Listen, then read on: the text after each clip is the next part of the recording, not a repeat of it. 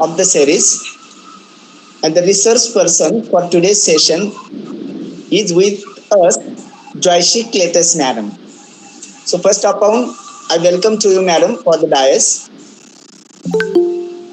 Then I welcome to the chief organizer of the World Record Series, Honorable Principal M. Ambedkar, sir.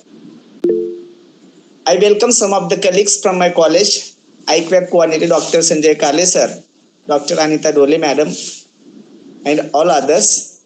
And lastly, I warm welcome to all those dear attendees, those who join to the series regularly. So, welcome to you all. The topic for today's session is quality assurance in teachings.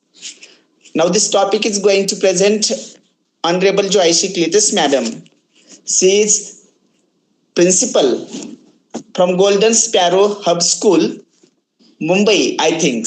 So, with this brief introduction, now I request to the Joyce madam, please start your presentation on the topic quality assurance in teaching. Welcome, madam, please. Thank you for the wonderful, invitation. That was really great and kind of you. Well, good evening, everybody, to the distinguished guests and the participants in this webinar. I extend my sincere gratitude and thanks to Ambedkar sir for giving me this wonderful opportunity to present my thoughts in this webinar. I wish the team of Mahavidyalaya for conducting this wonderful record series for the second year. Wish you all the best, team. Well, in regard to who am I? I'm Joyce Cleatus from Golden Sparrow Hub Schooling, a tribe of homeschoolers where we cater to the needs of homeschoolers with wonderful online school from Mumbai. Having just 4 days working in our children, the learning has been produced so much wonderful results in 10th NIS board being the top scorer in the state. Well, I'm a proud principal. Coming to the wonderful topic for today. How many of y'all are foodie over here? I believe most of us. Yes, I love Chinese. How about y'all? Y'all love Chinese? I'm sure everybody loves it. The moment your friend says there's a wonderful Chinese center 2 kilometers away from your location, you still would drive a lot, cover those 2 kilometers just to visit that place and understand the taste, to attain the gratification to your taste buds. And once you are in a situation of content, no matter what, you will always try to go to the same restaurant, or actually would try to find the same restaurant nearby, or the taste. And if you are really not in this state of content, next time you will go to the same restaurant just to feel that satisfaction. Have we ever thought, why do we do? It's nothing but our choice of quality over quantity. What matters to you is quality, nothing else. The same is applied in education system, mostly in teaching, in our service. How do we ensure our teaching is at top quality? How do we assess? Do we have any proper, agenda, or do we have any proper rubrics to say that, okay, this is top quality teaching? Yes, we do have self-assessment rubrics. Today, we are just going to understand that self-assessment rubrics and develop our inner teaching methodology to bring about the quality in our schools. We are going to understand how to bring quality in our teaching and how do you assure the quality of your teaching. Allow me to share my screen.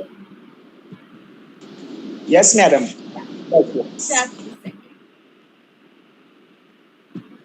Yeah. Is it visible? Yes, madam. Perfect. Oh, yes. Thank you. So the topic for today is quality assurance and teaching. Quite a big topic, but thus it has been made into crux to to make it as a self analogical manner so that we finish off in next 45 minutes. Now, what exactly is this process? It's a systematic process, strategies, and measures implemented to ensure the teaching practices and educational practices to meet the high standards of excellence in education. Well, this is totally a theoretical definition of the standard which you are going to keep through quality assurance. Coming to the exact understanding, what are the strategies? What are the self assessment technologies? What are the self assessment methods wherein you come into a conclusion that yes, there is a quality assured teaching? Let me take you to the few points, that is curriculum alignment, clear learning objective, lesson planning, differentiated instruction, assessment and feedback, professional development, collaborative learning communities, reflective practice, study engagement, data analysis. If you just look into so many numbers, you'll feel like, oh my god, we have a lot of things. But actually, we do all of this in our regular practice, but just that we have not brought into a proper terminologies, we are not aware. We actually do it in our class, we actually do it in our school, but just that we are bringing it into a proper terminologies. The first thing is all about curriculum alignment. Ensure that your teaching aligns with the prescribed curriculum or learning objectives. When you are getting a textbook, just go through it. Before even you start with the chapter, you have to read the summary of the textbook. I am sure today the educational publications have increased a lot of ideas wherein they have inculcated the learning objectives beforehand, just before the textbook, even the chapter starts. So, what I suggest, in my perspective, I would rather suggest everybody, rather than starting your chapter 1, go through the objectives, go through the book, what exactly the author wants you to teach, and tally it with the learning objectives of your curriculum, of your grade, or whatever is the objective given by your school. Analyze the curriculum documents and standards to ensure you're covering the necessary content. Recent experience, I met a teacher, we had an interview round. Okay, I shared her with the documentation. She just took an overall lesson, without the grammar, without the prologue, nothing about it. So I just, okay, you tell me what is a lesson planning. She just gave me an overall crux of lesson planning. She didn't touch those grammar topics. She's saying it is not necessary for grade 6. My question is, who decides it? It is a school who decides it. It is a curriculum building people decides it. Yes, this is necessary for grade 6. So please see that you are covering the necessary content. You don't omit it. You cannot decide whether the content is not necessary for further lessons. Probably it might be needed in the further degrees or in the further classes. So rather than chucking out things, I would rather suggest, if you really feel that is really not necessary, try to finish off in a smaller crux, but don't omit it out. Yes, please don't omit the content, but teach the children at least a little bit. Now, what is the clear learning objectives? I had told you to go through the chapter. Before the chapter, go through the pages, what the author is expecting from you. Now, when you look into the learning objectives, you can definitely see how the author has divided the units or lessons as per the objectives. And definitely you have to tell your students what is the expectation from the lesson and what are they actually going to learn. Nowadays we just go into the class, we just start with our chapter. We often don't communicate to our students that what is being expected from this chapter. What actually can these children learn from this chapter? If you tell them what are you going to learn, they will definitely sit and listen. They will be anxious enough to listen to you. Unless and until you explain them what is the clear understanding, what is the expectation from this chapter, what are the objectives of this chapter, children will feel it very dull. So let me tell you, teachers, whenever you're explaining a chapter, first and foremost thing, tell them that what can be expected from this chapter, what exactly they can learn from this chapter. Next, we are going ahead to effective lesson plan. We often do it, right? All of us do it. Effective lesson plan. Lesson planning, yes, we do. But is it effective? How do you assess it? How do you incorporate the strategies? Definitely the lesson plan is effective or not, we'll come to know when we are, getting the results of our children. If the class is not doing well, yes, the teacher is not doing well, right? That's what we come into a conclusion. No.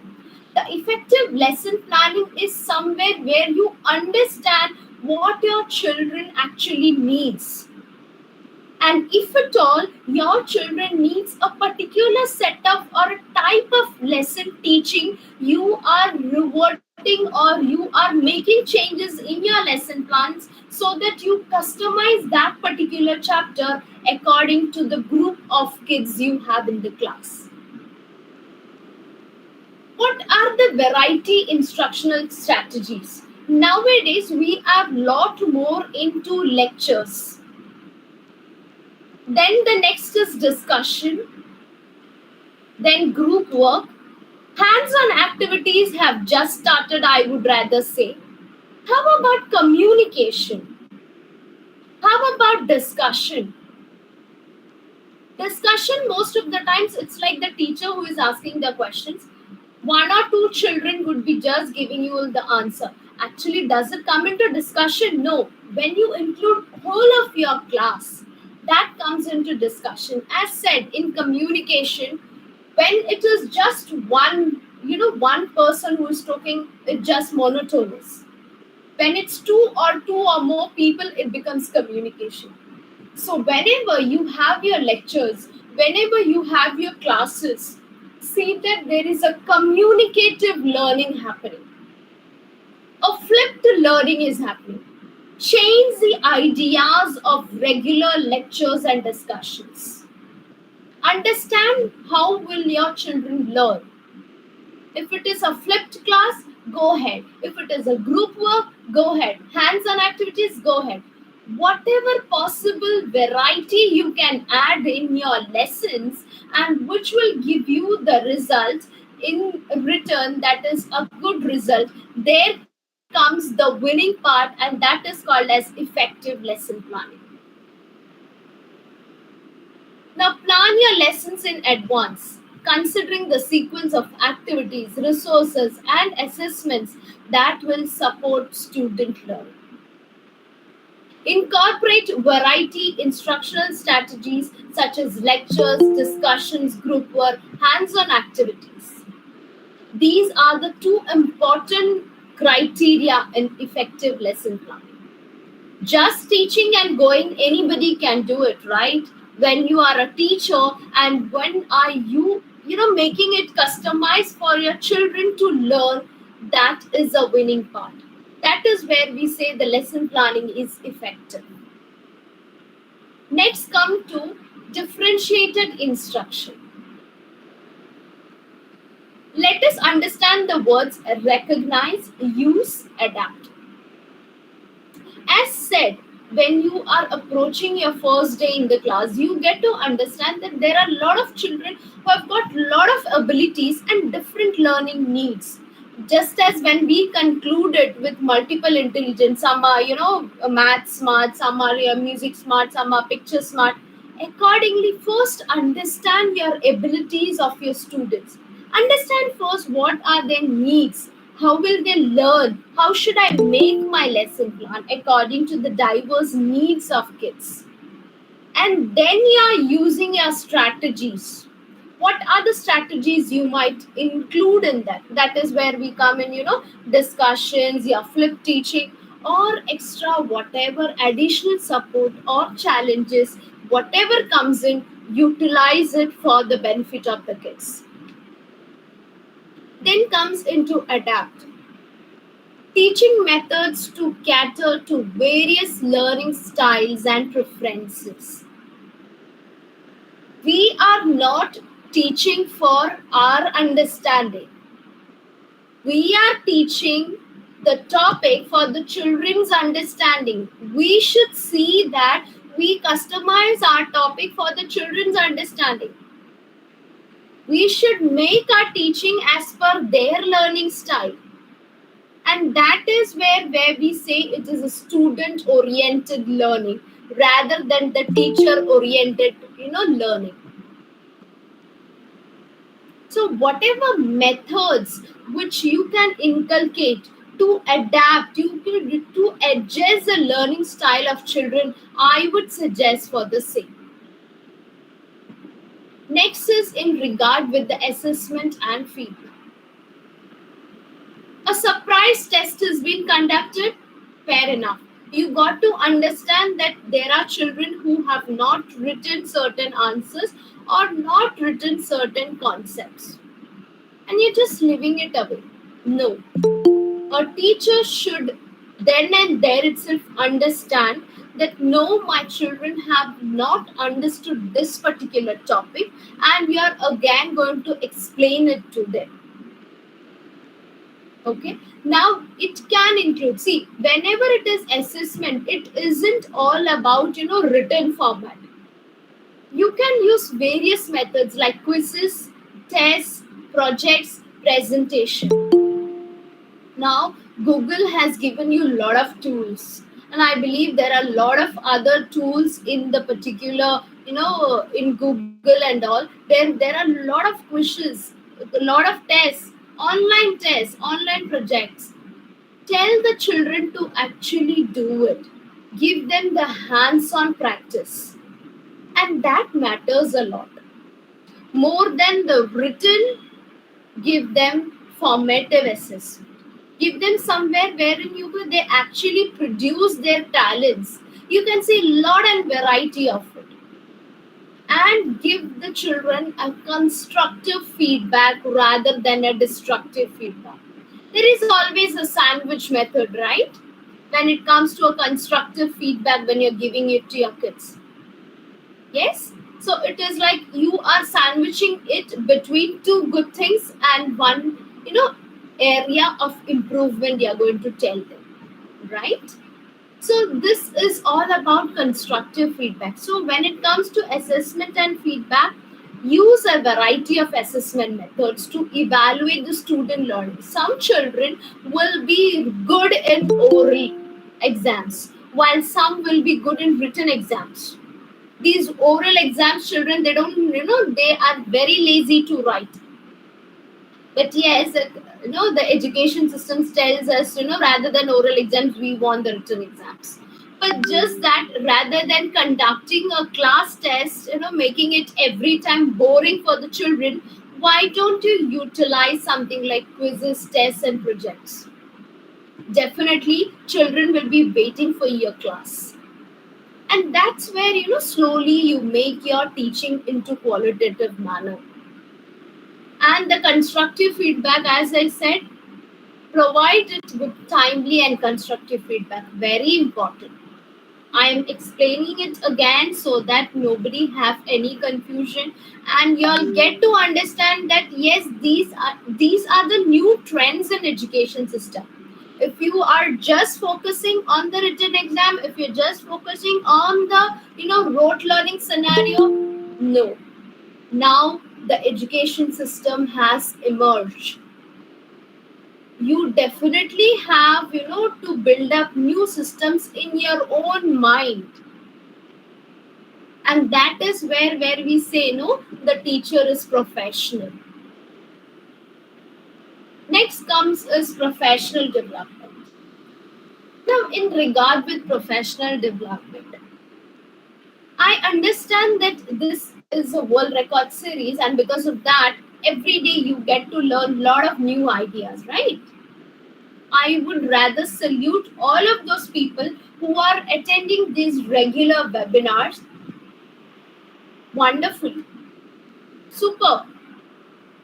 I would rather say this is the first step for your professional development, because learning the latest teaching practices by different people, understanding about the research and the educational technologies, this is really good to go.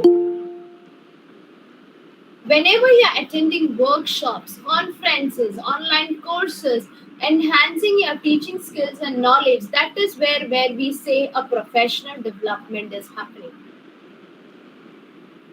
If you're not professionally developed, it is going to be a bit difficult for you to match with the current trends of teaching. And later on, children will be, that ma'am, no, whenever she comes in the class, it's like a boring scenario. And you will have children bunking your class on holidays for that day. But if you are going to make it very interesting, make it into a student oriented class, definitely you will have children attending your class with 100% attendance. So, for this, professional development is really very important to understand the latest teaching practices, understand, go away beyond to learn educational technologies, what have been coming to new techniques. Now, attend workshops, learn something new, attend your online courses. I believe there is no age for learning.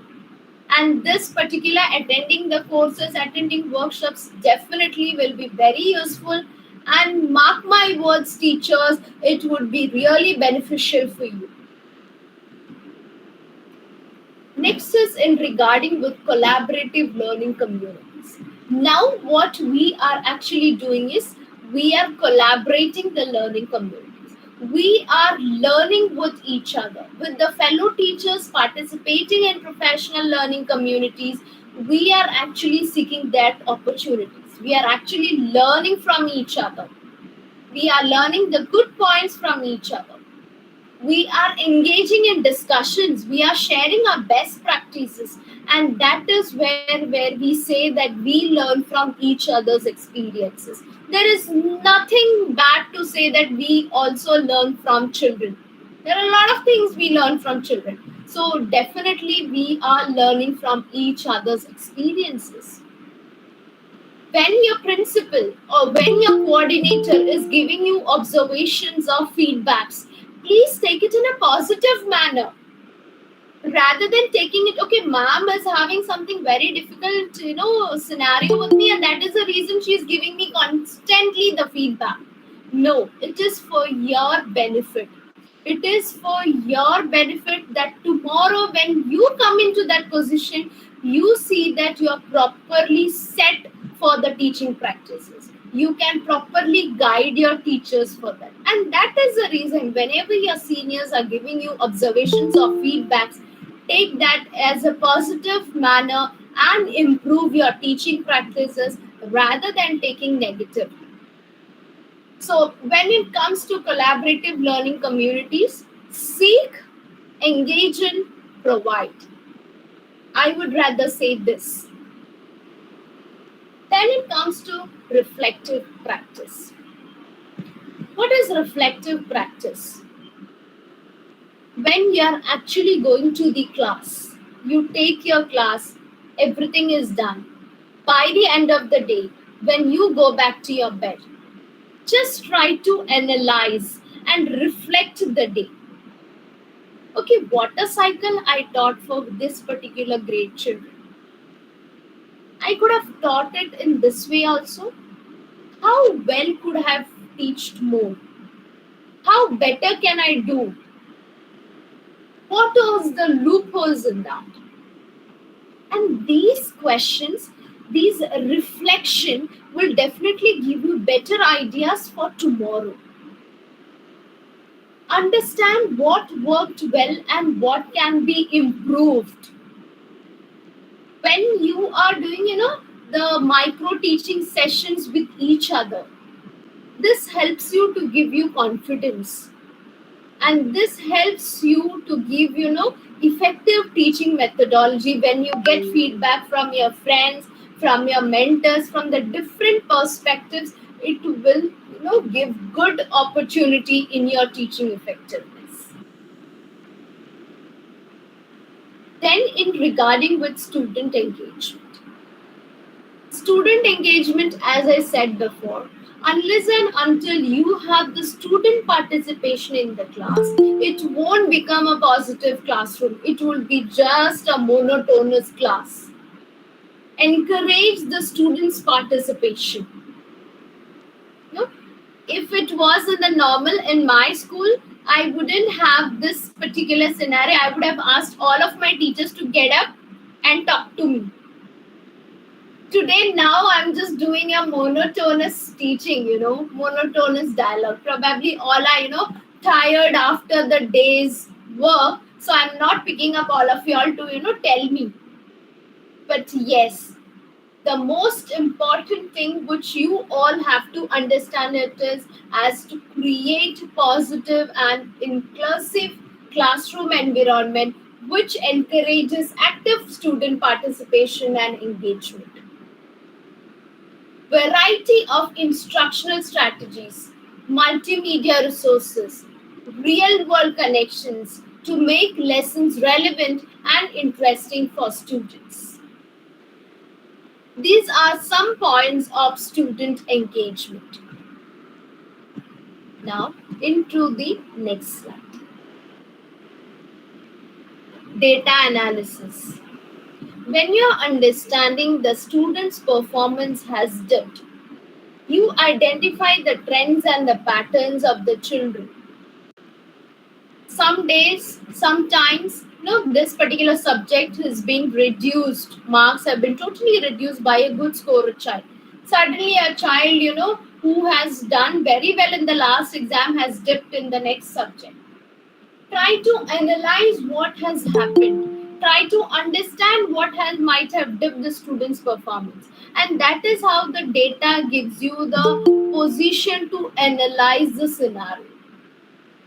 Now, this data will help you identify the areas where the students are struggling and guide your instructional decisions to address those challenges effectively.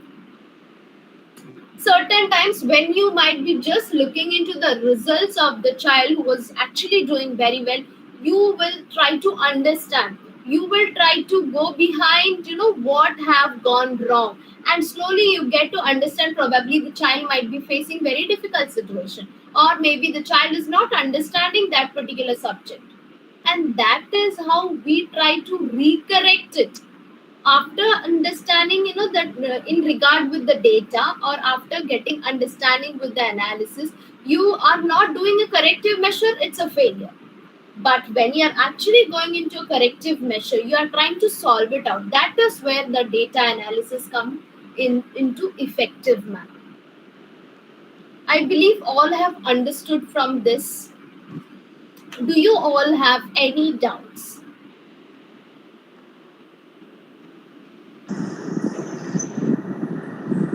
Madam, good evening. Good evening, sir. It was a very wonderful presentation and very meaningful also. Was it meant for the school education or for the university teachers? Pardon? Was it meant for the school teachers or it is for all category of It teachers? is definitely for all of those, because definitely when it comes to, a scenario where you say a class of, TYBCom, if you are not making a class interesting, definitely you will have a lot of children bunking the class. So definitely, Why I ask you this question? Because the teachers of upper primary, primary up to high school, they're all exposed to the Bachelor of Education, be it M.Ed something. So Correct. they are well trained, unlike the degree in undergraduate lecturers and the teachers in Correct. university. They are not having that privilege of being exposed to the educational training program. I Correct. think for them, some sort of program must be devised so that to deliver the quality and assuring that yes, the students are really getting having knowledge but not delivering properly is a big problem because I am representing Central University in Hyderabad. I'm seeing the Okay. youngsters being inducted and they get lot of complaints from the students. The reason is that studying different and delivering things, teaching different. There's Yes. no sort of correlation between these two. So there comes a big issue for the teachers of UG and PG. Correct. So how do you resolve this? Can you just highlight on this? See, sir, what I understand, in my understanding, what I would rather say is if a teacher makes a class interesting, definitely there is a good outcome. That is what I would rather say. No, that is a big issue. How to make the interesting the class? The student just finish his post graduation, pass his net examination, does his PhD program, and is very enthusiastically enters the classroom. There is a sort of complexity will be there as I'm a assistant professor, I'm a lecturer, something like that, and he start delivering things in his her own style, and thereby without minding the psychology of the students, they just going on delivering things, and they don't understand at any point of time that what I am doing, whether it is really being reaching to them. That is big issue for the teachers of the university. Correct. And so for them, we need to have some sort of remedial program for them, or sort of a training program actually. Yes. So when it comes to college level, we will understand that children are quite, now into a scenario where they are actually not worried of any board exams. Okay.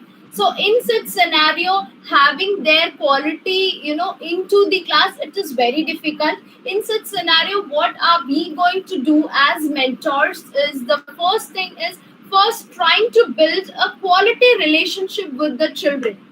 First take the trust from them and then slowly go ahead with the teaching. And before that, every day the teaching wouldn't be, it shouldn't be a monotonous one. It should be something wherein hands on, wherein we ask for flipped learning. Okay, come on, y'all bring questions tomorrow, I'll give you the answers, or y'all learn and come and ask me the doubts, and where we have the discussions. When the classroom itself is having a different variety in the class, definitely you will have lot of ideas wherein you can definitely do it with the children.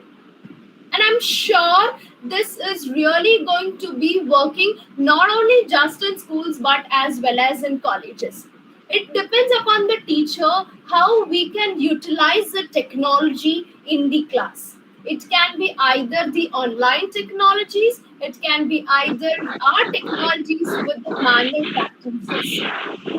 As said, rather than a monotonous teaching, why can't we do a communicative teaching? Why can't we do a debate? Why can't we actually do a hands-on experience learning? I think Only thing yeah, I think we need to be very careful still when you're going to the class actually, big classes, because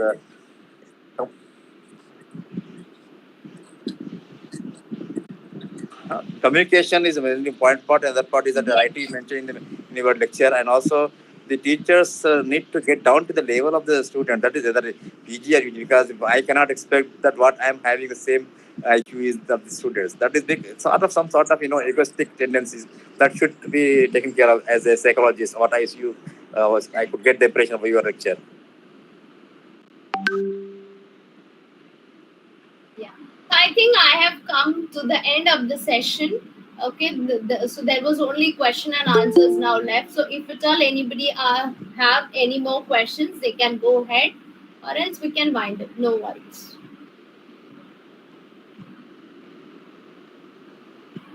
Hello, good evening, ma'am. Good evening, Bedkar sir. Good evening. Hello, Good am I evening. audible? Yes, please go ahead. Yeah.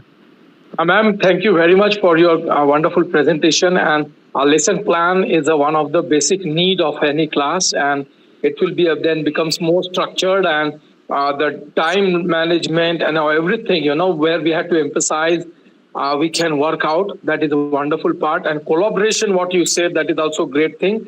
Nowadays, integrated approach we are going with, and with the NEP also nowadays, we can change the streams also. So that collaboration has to be there now with the teachers also, as well as with the students. And one very important thing, rather than a class procedures like group discussion or buzz class or various other aspects. And nowadays, the we are giving more emphasis on the mentoring rather than a teacher. Nowadays, we have to turn into mentor, because the world is very open to everyone, and students can explore the subject topics, and they can put for they can come and they can have word with us.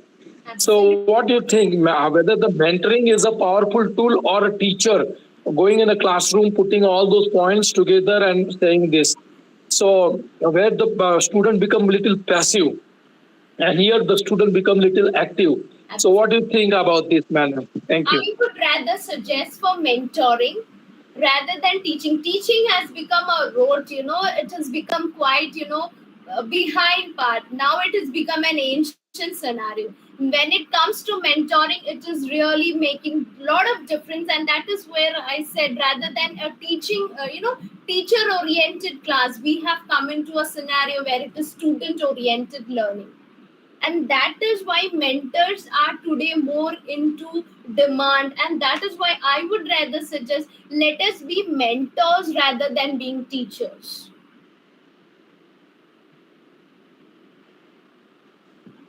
Thank you, madam. Yeah, thank you, sir.